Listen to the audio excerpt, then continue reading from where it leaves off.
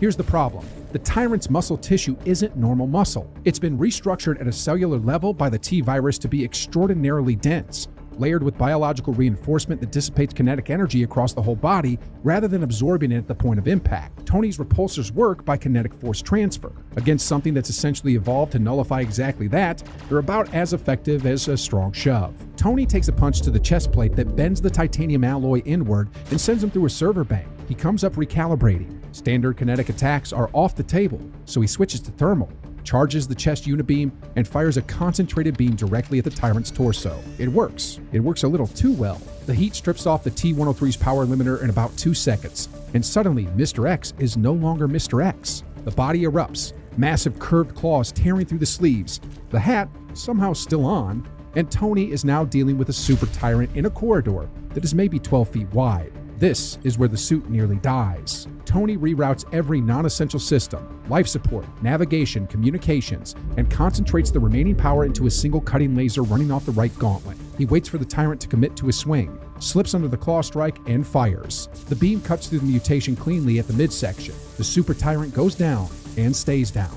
Tony, armor sparking and one arm completely offline, limps to the terminal and gets to work. The hack takes 40 seconds. What he pulls off that server is massive. Facility schematics, mutation logs, a full chain of command, and buried at the bottom of the file structure, one active personnel tracker still moving. Something is inside the facility right now, heading for the roof, carrying a sample container logged as the Master T-virus strain. Tony flags the coordinates and pushes them to the fastest member of the team. Tier of survival, B tier. Tony outsmarts the Tyrant, but it takes everything the suit has. He's running on fumes, one arm down, armor compromised. Smart win, expensive win.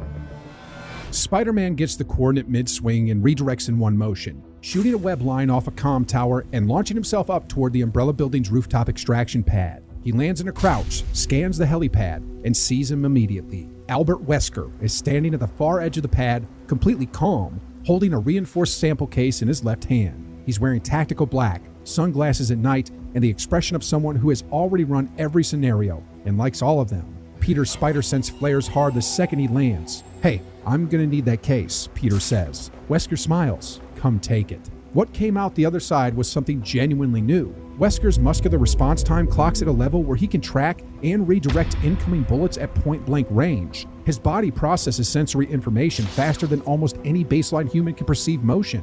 Not quickly, the word doesn't cover it. He's just behind Peter before Peter's eyes finish processing that he left his original position. The hit lands between Peter's shoulder blades and sends him skidding across the helipad surface on his knees. But Peter's spider sense doesn't track where Wesker is.